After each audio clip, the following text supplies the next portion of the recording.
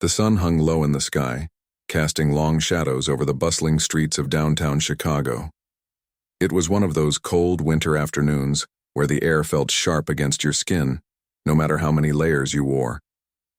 People hurried along the sidewalks, their breath forming small clouds that vanished almost instantly. Some carried shopping bags while others clutched steaming cups of coffee, trying to keep warm. Despite the chill, life went on as usual. Cars honked impatiently at intersections, vendors shouted offers to passers-by, and the hum of conversation filled the air.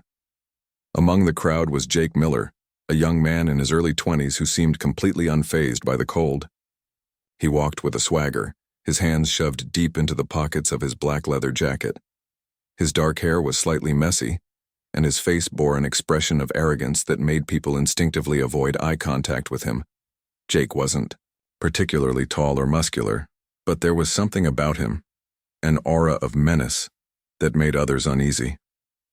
Over the years, he had built a reputation for being rude and aggressive, often picking fights or mocking those weaker than himself. To Jake, power was everything, and he thrived on making others feel small. As he strolled down the sidewalk, his attention drifted lazily from person to person. A businessman talking loudly on his phone, oblivious to the world around him. A mother, trying to calm her crying toddler. A teenager nervously clutching a guitar case. None of them caught Jake's interest for more than a second.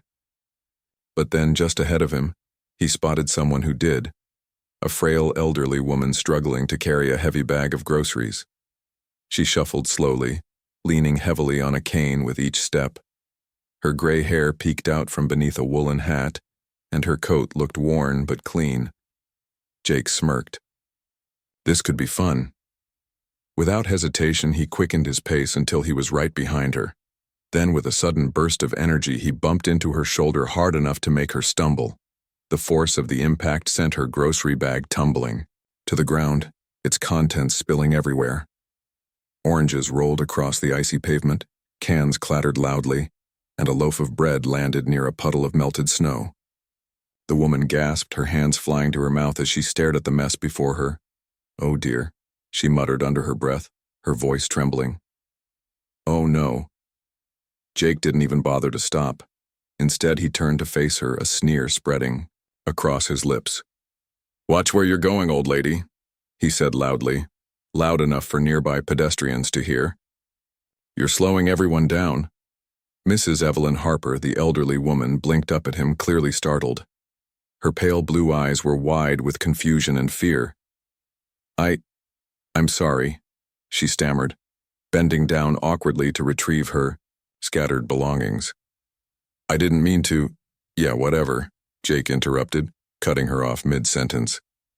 He glanced at his two friends who had been trailing behind him. They snickered, clearly amused by the situation. Encouraged by their laughter, Jake leaned closer to Mrs. Harper, his tone dripping with mockery. "Maybe you should stay home instead of wandering around like this. You're gonna hurt yourself. Or worse, someone else." The words hit Mrs. Harper like a slap. Tears welled up in her eyes, but she didn't say anything. Instead, she continued picking up her groceries, her gloved hands shaking slightly. Around them, people slowed down to watch the scene unfold. Some looked sympathetic toward the elderly woman, while others simply shook their heads and kept walking. No one dared to intervene, not when Jake was involved. Jake, meanwhile, was enjoying every moment of it. Seeing Mrs. Harper's distress gave him a twisted sense of satisfaction. It reminded him of all the times he'd tormented classmates back in school or intimidated co-workers at his dead-end job. Power, he thought, always came from putting others in their place. And right now, this frail little woman was exactly where he wanted her. On the ground, helpless and humiliated. Just as Mrs. Harper reached for the last can, which had rolled a few feet away, Jake kicked it farther out of reach. The metallic clang echoed through the street, drawing even more attention. His friends erupted into laughter, slapping each other high fives. "Nice one, Jake," one of them called out, grinning widely, but not everyone found it amusing. Across the street, a tall man stood watching the entire scene unfold. His name was Daniel Carter, though no one present knew that yet. Dressed in a simple black coat and scarf, He blended seamlessly into the crowd. Yet there was something different about him, something almost otherworldly. His piercing blue eyes seemed to see straight through people, and his calm demeanor contrasted sharply with the chaos around him. Unlike the rest of the bystanders, Daniel didn't look away or hurry past. He observed silently, his expression unreadable. When Jake kicked the can, Daniel's jaw tightened ever so slightly. Without hesitation, he crossed the street, moving with purpose despite the icy patches on the road. By the time he reached Mrs. Harper, she was still crouched on the ground, looking utterly defeated. Ignoring Jake and his friends, Daniel knelt beside her and picked up the kicked can. He placed it gently back into her bag, handling it with care as if it were precious. "There you go," he said softly, his voice warm and reassuring. "Let me help you with the rest." Mrs. Harper looked up at him, surprise flickering across her face. For a brief moment she seemed unsure whether to trust him, but then she nodded, murmuring a quiet, "Thank you." Together they finished gathering her groceries, working quickly and efficiently. As they stood up, Daniel turned to face Jake, his gaze steady and unflinching. "You'll regret this," he said simply, his tone devoid of anger or malice. It was a statement of fact, delivered with such certainty that it sent a shiver down Jake's spine. For a split second, Jake faltered. The cocky grin slipped from his face, replaced by a flicker of uncertainty. What did this guy know? Who was he to judge? Shaking off the feeling, Jake forced a laugh, though it sounded hollow, even to his own ears. "What are you going to do about it?" he shot back, flexing his muscles to appear tougher. His friends snickered again, but their laughter lacked conviction. Something about Daniel's presence unnerved them too. Instead of answering, Daniel merely smiled, a faint, enigmatic curve of his lips, and walked away. He disappeared into the crowd without another word, leaving Jake standing there, seething. The encounter had lasted less than a minute, but its impact lingered. For reasons he couldn't explain, Jake felt unsettled, as if he'd just stepped onto a path he couldn't control. Little did he know, his life was about to change forever. Jake stormed into his apartment later that evening, still seething over the encounter with the strange man. He slammed the door shut behind him, kicked off his boots, and flopped onto the ratty old couch that dominated the tiny living room. The place was a mess. Takeout containers littered the coffee table, dirty laundry spilled out of an overflowing basket, and the faint smell of stale pizza lingered in the air. None of it bothered Jake. He liked things messy. It suited his personality just fine. As he lay there, staring up at the cracked ceiling, his mind kept replaying what had happened earlier. That weird guy, what was his name? Daniel, had acted like he knew something Jake didn't. "You'll regret this," he'd said. Regret what? Jake hadn't done anything wrong. All he'd done was teach some old lady a lesson about paying attention. If anything, she should have been the one apologizing to him. But something about Daniel's words stuck with Jake, gnawing at the edges of his thoughts. They weren't angry or threatening.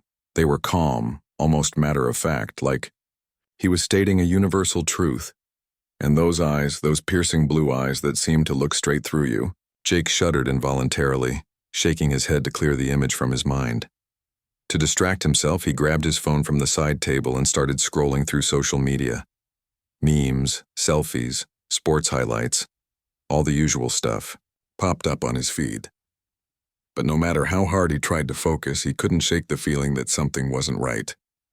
It started small, a faint hum in the background, barely noticeable at first. Then the lights began to flicker. At first, Jake thought it was just the building's wiring acting up again. The landlord was always too cheap to fix anything properly. But when the flickering grew more erratic, accompanied by a low buzzing sound, Jake sat up straight, frowning. "What the hell?" he muttered under his breath. Before he could investigate further, the objects around the room started behaving strangely. A mug sitting on the counter suddenly slid off and clattered to the floor, even though there was no breeze or vibration to knock it over. Next, a stack of magazines on the coffee table toppled over, as if pushed by an invisible hand. Jake stared at them, his heart pounding. This wasn't normal. None of it made sense. He stood up cautiously, glancing around the room. "Is someone messing with me?" he called out, his voice tinged with irritation but also a hint of unease. When no one answered, he took a step toward the kitchen, hoping to find a logical explanation. Maybe a window was open, letting in a draft.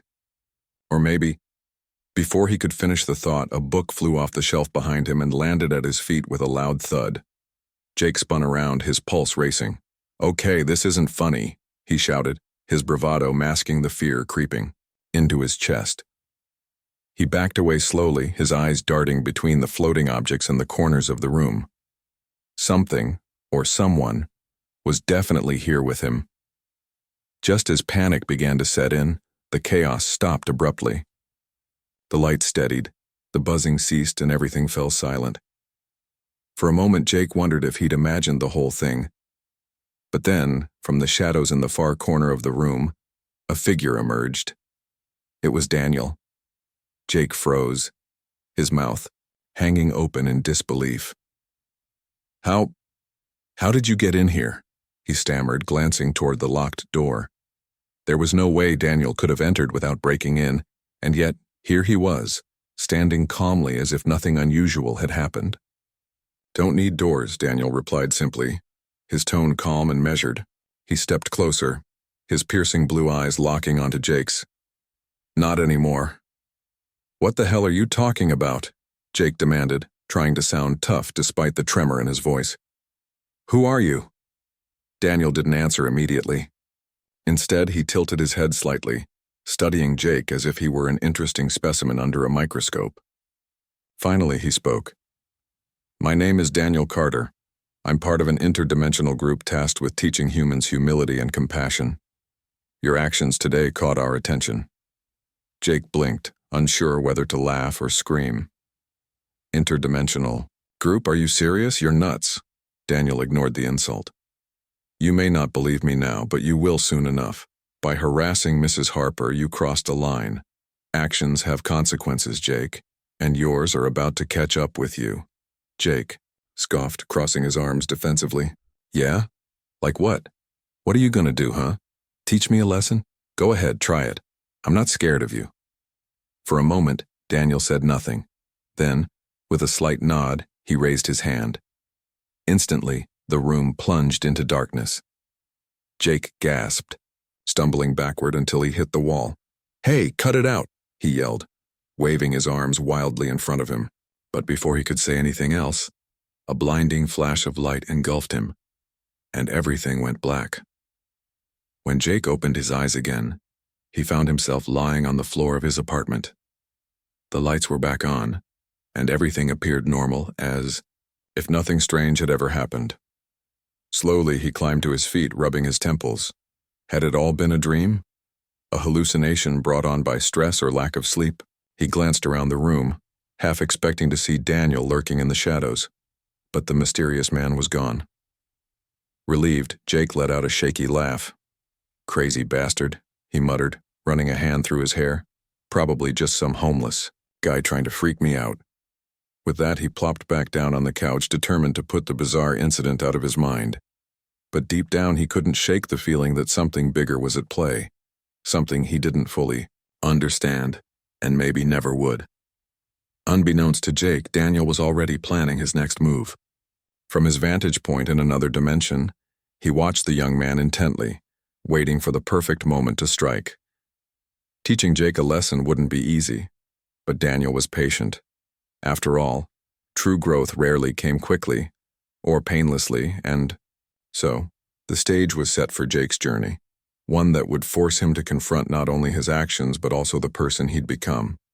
Whether he realized it or not, his life was about to change in ways he couldn't possibly imagine.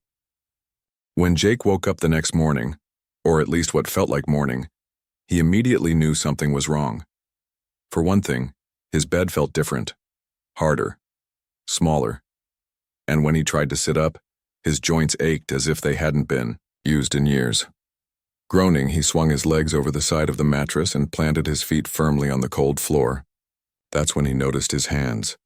They weren't his hands anymore. Instead of smooth, tanned skin and strong fingers, these hands were wrinkled, spotted with age, and trembling slightly. Panic surged through him as he stumbled toward the nearest mirror, his heart pounding wildly in his chest. What he saw there made him freeze in sheer disbelief. The face staring back at him wasn't his own. It belonged to an elderly man with thinning gray hair, sagging cheeks, and deep lines etched into his weathered face. His once muscular frame was now frail and bony, and his shoulders hunched forward as though weighed down by invisible burdens. Even the clothes he wore, baggy pants held up by suspenders and a faded cardigan, looked decades out of style. What the hell is this?" Jake shouted, his voice cracking with fear. He reached out to touch the mirror, half expecting it to shatter or reveal some hidden trick. But no matter how much he pinched himself or blinked, the reflection remained the same. This wasn't a dream. Somehow, impossibly, he had become someone else. As the initial shock began to wear off, Jake took a closer look at his surroundings. The room he was in was small and dingy, with peeling wallpaper and creaky wooden floors. A single bulb hung from the ceiling, casting weak light over piles of old newspapers and stacks of dusty books. There was a small TV perched on a rickety table in the corner, its screen flickering faintly as if it hadn't been turned off properly. Everything about the place screamed neglect and poverty. Jake sank onto the edge of the bed, his mind racing. How had this happened? Was it Daniel's doing? If so, why would he do something like this? Jake clenched his fists, frustration bubbling inside him. "This isn't fair," he yelled into the empty room. "I didn't do anything wrong." But even as he said the words, a nagging voice in the back of his mind whispered otherwise. "You bullied that old lady," it reminded him. "You laughed while she struggled. Isn't this exactly what you deserve?" Shaking his head violently, Jake pushed the thought away. No. He refused to believe that any of this was real. It had to be some kind of prank, a cruel joke orchestrated by Daniel to scare him. Once he figured out how to break whatever spell had been cast on him, everything would go back to normal. Until then, he just had to keep moving forward. Reluctantly, Jake forced himself to stand and shuffle toward the door. Every step sent sharp pains shooting through his knees and hips, making him wince. He grabbed hold of the wall for support, muttering curses under his breath. Being old sucked. Outside, the world looked eerily familiar yet completely alien. The streets were still crowded with people rushing to work or running errands, but now Jake found himself blending into the background. No one gave him a second glance. They barely even noticed him. At first, he thought this might be a good thing. Less attention meant fewer problems. But soon, he realized how isolating it felt to be ignored entirely. As he wandered aimlessly, trying to make sense of his new reality, Jake encountered versions of his friends from before. Only now they weren't laughing alongside him. They were mocking him. One of them, a burly guy who vaguely resembled his buddy Steve, shoved past him roughly without apologizing. Another snickered as Jake fumbled with a grocery bag, spilling its contents onto the sidewalk. Humiliated and angry, Jake bent down to pick up the scattered items, his movements slow and clumsy. A young woman walking by stopped briefly to help him gather the groceries, her expression sympathetic. "Are you okay?" she asked gently, handing him a can of soup. Jake opened his mouth to respond, but stopped short. For the first time in his life, he understood what it meant to feel powerless, to be at the mercy of others' kindness or cruelty. The realization hit him like a punch to the gut, leaving him speechless. He managed a weak nod before shuffling away, clutching the bag tightly to his chest. By the time evening rolled around, Jake was exhausted, not just physically but emotionally. He returned to the tiny apartment, collapsing onto the stiff mattress with a groan. As he lay there, staring at the cracked ceiling, memories of Mrs. Harper flooded his mind. He remembered the way she'd trembled when he mocked her, the tears welling up in her eyes as she bent to retrieve her spilled groceries. For the first time, he truly understood how she must have felt, helpless, humiliated, and utterly alone. And yet, despite everything, she hadn't lashed out or fought back. She'd simply picked herself up and kept going. Why couldn't he do the same? Just as Jake was starting to drift off to sleep, a familiar figure appeared in the doorway. It was Daniel, calm and composed as always. "How does it feel?" he asked softly, stepping inside without waiting for an invitation. Jake sat up slowly, glaring at him. "What did you do to me?" he demanded, his voice trembling with a mix of anger and fear. "I gave you a chance to see the world through someone else's eyes," Daniel replied. "To experience life as those you've hurt might live it." "But why?" Jake cried, throwing his hands up in exasperation. "Why me? Why now?" "Because you needed to learn," Daniel said simply. "Actions have consequences, Jake. Cruelty breeds suffering, not just for others but for yourself as well. Do you understand now?" Jake hesitated, his gaze dropping to the floor. Part of him wanted to deny it, to insist that none of this was his fault. But another part, the smaller, quieter part, knew the truth. He nodded reluctantly, unable to meet Daniel's piercing blue eyes. Daniel smiled faintly, satisfied with the answer. "Good. But your journey isn't over yet. Tomorrow you'll wake up somewhere new. Someone else's life awaits you. Use it wisely." With that, Daniel vanished, leaving Jake alone in the darkened room. Exhaustion finally caught up with him, and he drifted into a restless sleep, haunted by dreams of floating objects, flickering lights, and the faces of those he'd wronged. Little did Jake know the hardest lessons were still ahead of him. When Jake opened his eyes the next morning, he felt different again. This time, instead of waking up in the body of an elderly man, he found himself lying on a lumpy couch in a strange apartment.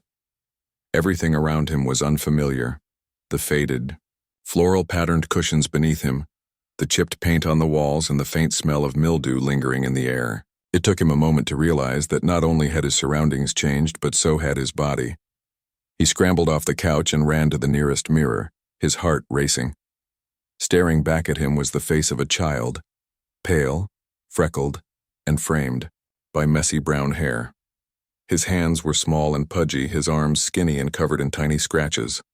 He looked down at himself, noticing he was wearing oversized jeans held up by a belt tied too tightly, and a sweatshirt 2 sizes too big.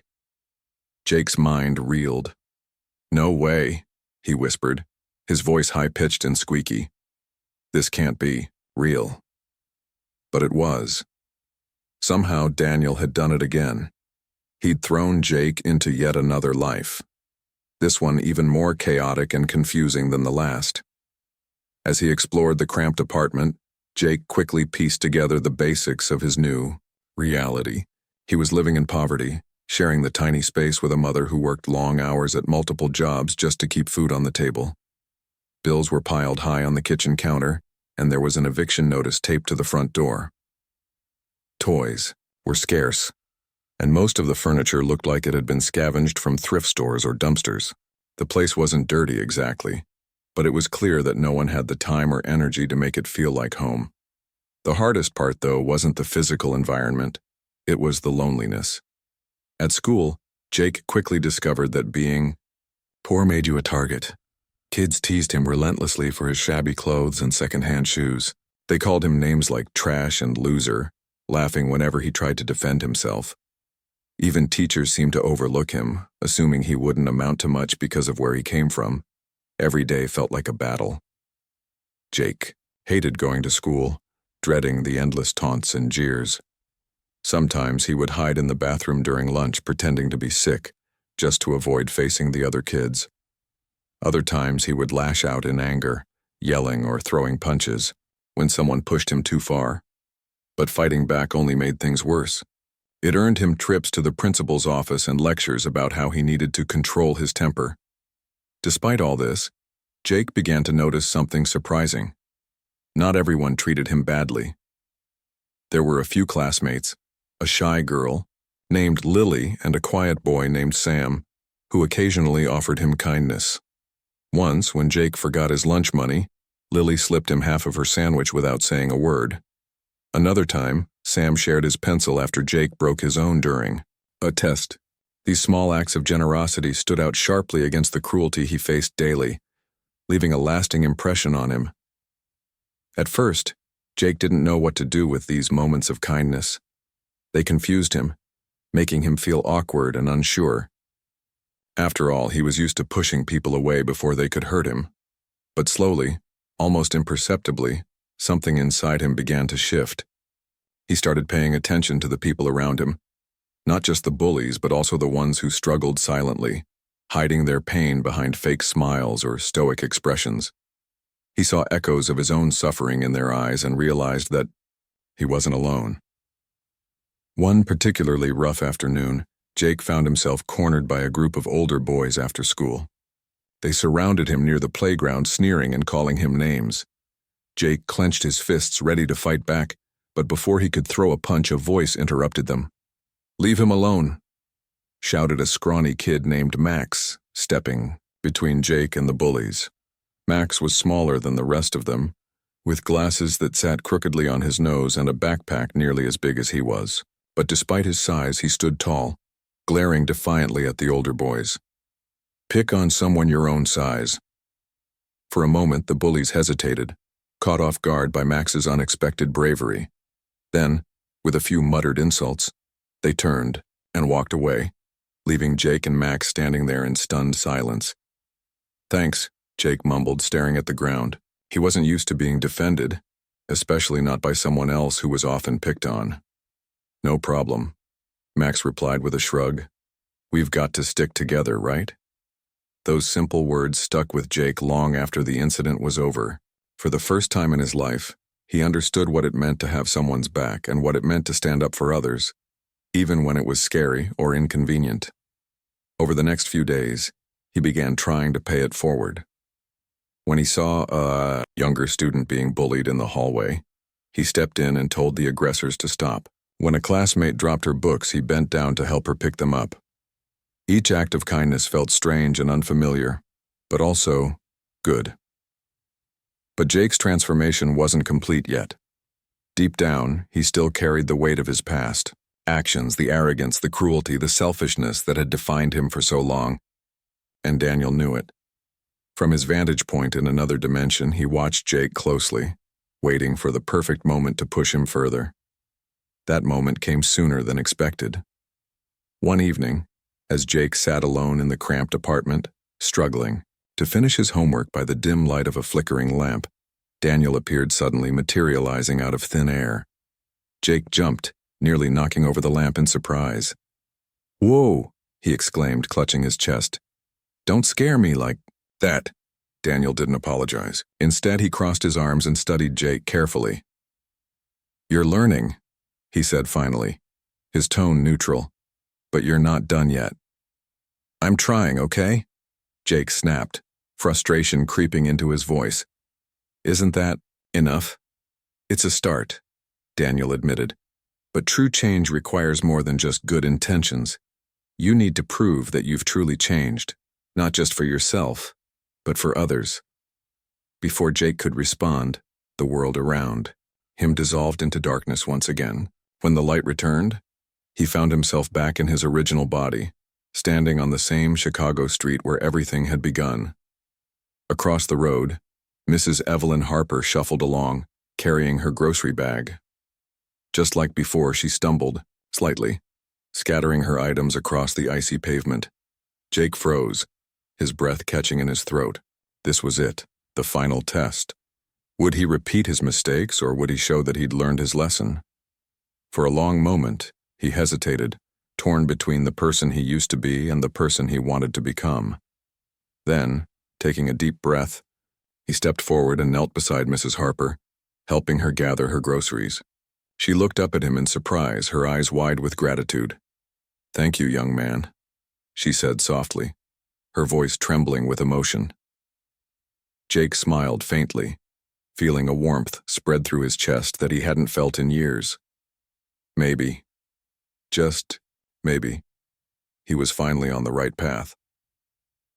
Unbeknownst to him, Daniel watched from afar, nodding approvingly. Jake still had a long way to go, but for the first time, there was hope. Jake didn't know what to expect when he found himself back in his original body. For a brief second he wondered if everything that had happened, the transformations, the lessons, the strange encounters with Daniel, had all been some elaborate dream. But as he looked down at Mrs. Harper struggling with her groceries once again, he realized it wasn't. This was real. And this time, he had a choice to make. The memory of his previous lives, the frail elderly man, the lonely child living in poverty, flashed through his mind like a warning. He remembered the pain of being mocked, ignored, and pushed aside. He remembered the kindness of strangers who had shown him compassion when no one else would. Most importantly, he remembered how it felt to be powerless, and how easy it was to become cruel when you felt trapped. Taking a deep breath, Jake stepped forward. His heart pounded as he approached Mrs. Harper, who was bent over awkwardly, trying to gather her spilled items. She looked just as she had before, frail, vulnerable, and clearly shaken. Jake knelt down beside her without saying a word and began picking up the cans and oranges scattered across the icy ground. Mrs. Harper glanced at him, startled. "Oh, thank you," she murmured, her voice soft and uncertain. Her pale blue eyes searched his face as though trying to understand why this young man, who had once treated her so cruelly, was now helping her. "You're welcome," Jake replied simply, avoiding her gaze. He focused instead on gathering the groceries, making sure nothing was left behind. When they were done, he carefully placed the items back into her bag and stood up, offering her a hand. "Let me help you carry these," he said, his tone gentle but firm. Mrs. Harper hesitated for a moment, then nodded, allowing him to take the heavy bag from her arms. Together they walked toward her car, parked a short distance away. As they moved along the sidewalk, Jake noticed the stares of passers-by. Some looked surprised, others curious. A few even smiled approvingly, as if acknowledging his act of kindness. It was a strange feeling, being seen not as someone dangerous or arrogant, but as someone capable of doing good. When they reached the car, Jake opened the trunk and placed the grocery bag inside. Mrs. Harper turned to him, her expression filled with gratitude. "I don't know what to say," she admitted, her voice trembling slightly. "Thank you." "It's okay," Jake replied, forcing a small smile. "I'm sorry about before. I shouldn't have treated you that way." Mrs. Harper studied him for a long moment, her eyes softening. "We all make mistakes, young man. What matters is learning from them." With that, she closed the trunk and climbed into her car, waving goodbye as she drove off. Jake stood there for a while, watching the taillights disappear into the distance. He felt a strange mix of emotions swirling inside him, relief, pride, and something deeper that he couldn't quite name. It wasn't until he turned around that he saw Daniel standing nearby, leaning casually against a lamppost. "Well done," Daniel said, his piercing blue eyes locking onto Jake's. There was no sarcasm in his tone, only genuine approval. "I did it," Jake said quietly, more to himself than to Daniel. "I actually helped her." "Yes, you did," Daniel replied, stepping closer. "But remember, this is just the beginning. True change takes time and effort. Helping Mrs. Harper today doesn't erase your past actions. It simply shows that you're willing to do better." Jake nodded slowly, understanding what Daniel meant.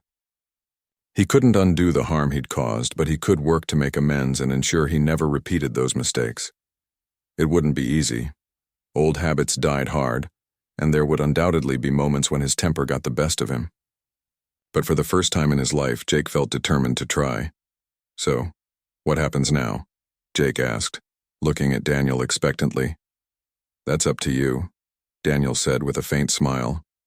"Your journey isn't over, but you've taken the first step. Keep moving forward and remember what you've learned." Before Jake could respond, Daniel began to fade, his figure dissolving into thin air until he was gone entirely. For a moment, Jake stood there, staring at the empty space where Daniel had been. Then, shaking his head slightly, he turned and started walking down the street. As he made his way home, Jake couldn't help but notice the people around him. A businessman talking loudly on his phone, oblivious to the world. A mother chasing after her toddler, laughing despite the chaos. A teenager sitting on a bench, strumming a guitar softly.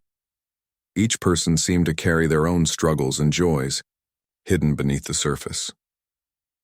For the first time, Jake realized how interconnected everyone was. Every action, no matter how small, had ripple effects that touched others' lives. His cruelty had hurt Mrs. Harper and countless others. His kindness today had brought her comfort, and perhaps inspired someone else to pay it forward. By the time he reached his apartment, Jake felt different. Not physically, but emotionally. The weight of guilt and arrogance that had weighed him down for so long seemed lighter, replaced by a sense of purpose. He knew he still had a lot to learn, but he also knew he wasn't alone. Small acts of kindness, he realized, could create big changes, not just in others, but in himself. That night, as Jake lay in bed staring at the ceiling, he thought about everything that had happened. The transformations, the lessons, the challenges, they had all led him here to this moment. He didn't fully understand how Daniel had orchestrated it all, nor did he need to. What mattered was that he'd emerged on the other side a changed person. Sleep came easily that night, wrapping him in a warmth he hadn't felt in years. And for the first time in a long time, Jake dreamed not of anger or fear, but of hope. Unbeknownst to him, Daniel watched from afar, satisfied with the progress Jake had made. Though the young man still had much to learn, he had proven that he was capable of growth. And sometimes, Daniel thought, that was enough. The city buzzed with life outside, its streets alive with stories waiting to unfold. Jake's story was far from over, but for now he had taken the most important step of all, the step toward becoming a better version of himself. The weeks that followed Jake's encounter with Mrs. Harper felt different. Not just for him, but for those around him too. Slowly, almost imperceptibly, Jake began to change. Not outwardly, but in the way he interacted with the world. He started noticing things he'd never paid attention to before. The tired look on a cashier's face after a long shift, the frustration of a parent trying to calm a crying child, the loneliness of an old man sitting alone on a park bench. Each moment became an opportunity to act, not out of obligation, but because it felt right. At first, Jake worried that his efforts would go unnoticed or dismissed. After all, he wasn't exactly known for being kind or thoughtful. People expected arrogance and cruelty from him. Breaking that perception wouldn't be easy, but every time he held the door open for someone, offered a friendly word to a stranger, or simply smiled at a passerby, he noticed something remarkable. It made a difference, not just to them, but to him as well. Helping others filled him with a warmth he hadn't realized he'd been missing. One chilly Saturday morning, Jake decided to visit the park near his apartment. It was one of his favorite spots, though he rarely admitted it to anyone. There was something calming about the sound of rustling leaves and distant laughter. He sat down on a wooden bench, leaning back as he watched the world go by. Children chased each other across the grass, their giggles echoing through the air. Couples strolled along the pathways, holding hands and sharing quiet conversations. Even the squirrels darting between trees seemed content. As Jake sat there, lost in thought, he spotted Mrs. Harper again. This time, she wasn't struggling with groceries. Instead, she was chatting happily with a young man who carried her shopping bag for her. They laughed together as they walked toward a nearby bench, clearly enjoying each other's company. Jake smiled faintly, feeling a pang of pride knowing that he had played a small part in restoring her faith in humanity. But it wasn't just Mrs. Harper who reminded him of how far he'd come. All around him, people were connecting in ways he used to ignore or dismiss. A teenager offered his seat to an older woman on a crowded bus stop bench. A jogger stopped to help a child retrieve a ball that had rolled into the street. These acts of kindness, no matter how small, created ripples of positivity that spread throughout the community. Jake realized then that he wanted to be more than just a bystander. He wanted to contribute, to make a lasting impact, not just for himself but for others too. Inspired by the changes he'd experienced, he signed up to volunteer at a local shelter. At first, he felt out of place among the seasoned volunteers, unsure of what to do or say. But as he spent more time there, serving meals and listening to the stories of those less fortunate, he discovered a new sense of purpose. Many of the people he met reminded him of the lives he'd briefly lived. The elderly man burdened by age, the child weighed down by poverty. Their struggles resonated deeply with him, fueling his determination to help however he could. Word of Jake's transformation eventually reached his friends, or rather former friends. Steve and the others couldn't believe the rumors they heard about him handing out food at shelters or helping random strangers on the street. "What's gotten into you?" Steve asked one evening when they bumped into each other outside a bar. Jake shrugged, stuffing his hands into his pockets. "I guess I just got tired of being a jerk," he said simply. "It doesn't feel good anymore." Steve stared at him for a long moment, clearly unsure whether to laugh or take him seriously. Finally, he shook his head and muttered, "Whatever, man," before walking away. Jake didn't care. He wasn't doing this for approval or recognition. He was doing it because it mattered. Despite the progress he'd made, Jake knew he still had a long way to go. Old habits occasionally crept back, especially when he was stressed or angry. One particularly rough day at work left him snapping at a coworker over a minor mistake. Later, when he reflected on the incident, guilt gnawed at him. He apologized, sincerely the next morning, promising to do better. It wasn't perfect, but it was a start. Through it all, Daniel remained a silent presence in Jake's life. Though he rarely appeared in person, Jake often felt his watchful gaze, whether it was in the form of a fleeting shadow or a sudden chill in the air. Occasionally, Jake would catch glimpses of him standing in the distance, always observing but never interfering. It was as if Daniel wanted to ensure Jake stayed on the right path without needing constant reminders. One crisp autumn afternoon, Jake returned to the park where his journey of change had truly begun. As he sat on the same wooden bench, he noticed Daniel approaching him. For once, the mysterious man didn't vanish into thin air or speak cryptically. Instead, he sat down beside Jake, his piercing blue eyes soft with understanding. "You've come a long way," Daniel said finally, breaking the comfortable silence between them. "I'm proud of you." Jake glanced at him, surprised by the sincerity in his voice. "Thanks," he replied hesitantly. "But I know I'm not done yet. There's still so much I need to learn." "That's true," Daniel admitted. "Growth is a lifelong process. But you've proven that you're capable of change, and that's what matters most. You've taken responsibility for your actions and chosen to become someone better. That's all anyone can ask of you." Jake nodded slowly, absorbing the words. Do you think I'll ever see you again?" Daniel smiled faintly. "Probably not. My work here is finished. From now on, it's up to you to continue building the life you want. A life rooted in kindness, compassion, and humility." With that, Daniel stood up and began walking away. Jake watched him go, feeling a mix of gratitude and sadness. Though their interactions had been brief, Daniel had changed his life in ways he couldn't have imagined. As Daniel disappeared into the crowd, Jake whispered a quiet thank you to the empty space where he'd stood. For the rest of the afternoon, Jake remained on the bench, soaking in the beauty of the park and the connections happening all around him. He thought about the lessons he'd learned, not just about others, but about himself.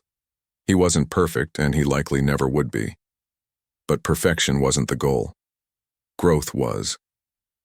As the sun dipped below the horizon, casting golden light across the city, Jake stood up and stretched. He took one last look at the park before heading home, ready to face whatever challenges lay ahead. For the first time in his life, he felt hopeful, not just for himself, but for the world around him. And somewhere unseen, Daniel smiled. His mission was complete. Jake Miller had taken the hardest step of all, choosing to grow,